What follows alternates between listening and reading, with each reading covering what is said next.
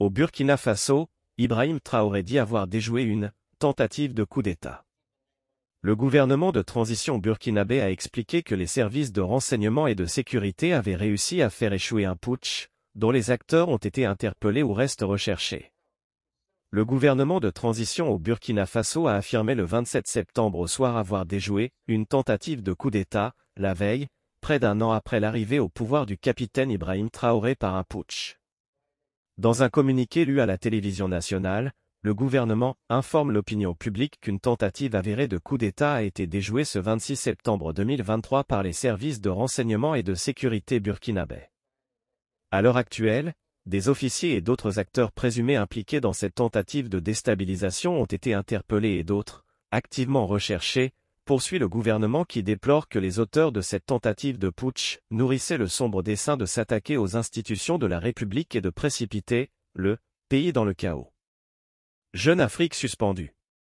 Le 26 septembre, des milliers de personnes étaient descendues dans les rues de la capitale Ouagadougou à l'appel de soutien du capitaine Traoré pour le défendre face aux rumeurs de putsch qui agitaient les réseaux sociaux. Assurant vouloir faire toute la lumière sur ce complot, le gouvernement regrette que des officiers dont le serment est de défendre la patrie se soient fourvoyés dans une entreprise d'une telle nature qui vise à entraver la marche du peuple burkinabé pour sa souveraineté et sa libération totale des hordes terroristes qui tentent de la servir.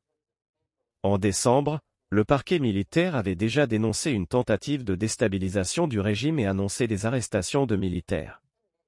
Le gouvernement burkinabé s'en était pris plus tôt cette semaine aux médias Jeune Afrique, qui avait publié 2 articles évoquant notamment des tensions au sein de l'armée, suspendant sa diffusion.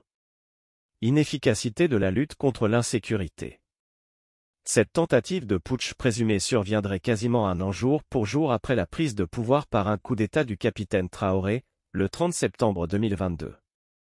Il s'agissait alors du deuxième coup d'État en 8 mois que connaissait le Burkina Faso, miné depuis près de 10 ans par des violences djihadistes sanglantes sur une grande partie de son territoire. L'inefficacité de la lutte contre l'insécurité était l'une des principales raisons avancées pour justifier cette prise de pouvoir. Les attaques ont notamment lieu dans la zone des 3 frontières, que le Burkina partage avec le Niger et le Mali, 2 pays également dirigés par des militaires arrivés au pouvoir par des coups d'État.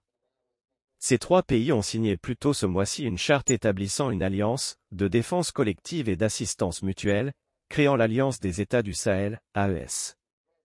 Le gouvernement burkinabé a annoncé la semaine dernière qu'au 31 août, 191 937 personnes déplacées étaient retournées dans leurs localités respectives dans plusieurs régions du Burkina, en vantant une reconquête de localités jadis occupées par des groupes djihadistes.